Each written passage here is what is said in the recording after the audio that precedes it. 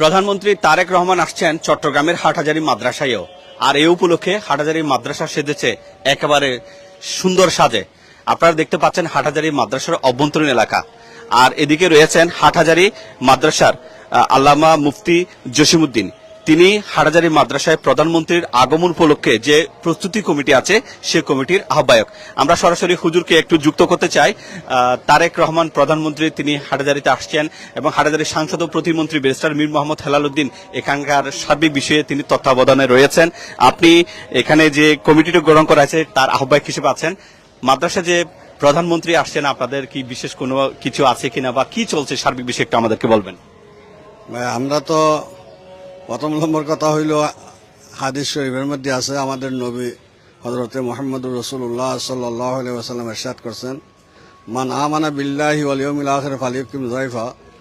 যারা আল্লাহর পরিমাণ আনে আখিরাতে বিশ্বাস রাখে তাদের জন্য জরুরি তাদের মেহমানের মেহমানদারি করা, তাদের মেহমানের একরাম করা, সম্মান করা। তাই আমাদের রাষ্ট্রের বাংলাদেশের সর্বপ্রধান এখানে হাটহাজারী মাদ্রাসাতে আসতেছেন, এটা আমরা তো এটার জন্য খুশি।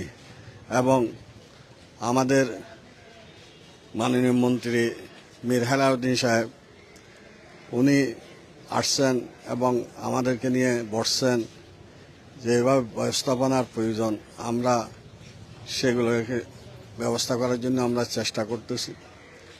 এবং আমরা মাদ্রাসার ছাত্র এবং মাদ্রাসার ওস্তাদ এবং মাদ্রাসার কর্তৃপক্ষ এবং মুহিব্বিন মুতাল্লিকিন যারা আছে সবাই সেটার জন্য যে খুব খুশি আনন্দ উপভোগ করতেছে যে রাষ্ট্রপ্রধান আজকে হাটহাজারী মাদ্রাসায় আসতেছেন।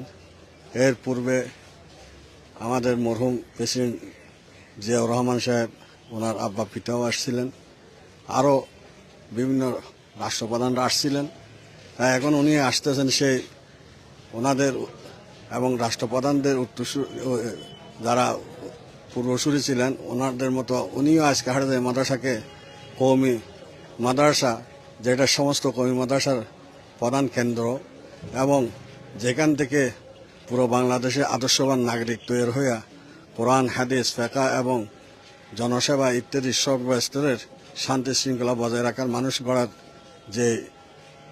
যেটা কেন্দ্র, সেখানে যে উনি এটাকে গুরুত্ব দিয়ে পরিদর্শন করতেছেন, তাই আমরা ওনার শুকরিয়া জ্ঞাপন করছি। হুজুর, মাননীয় প্রধানমন্ত্রী এখানে আসবেন, হাটহাজারীর সাংসদ ও প্রতিমন্ত্রী ব্যারিস্টার মীর মোহাম্মদ হেলাল উদ্দিন থাকবেন। আপনাদের মাদ্রাসার পক্ষ থেকে বা হেফাজতের পক্ষ থেকে বা কওমি মাদ্রাসার পক্ষ থেকে কোনো বিশেষ দাবি দেওয়া বা কোনো কিছু আছে কিনা?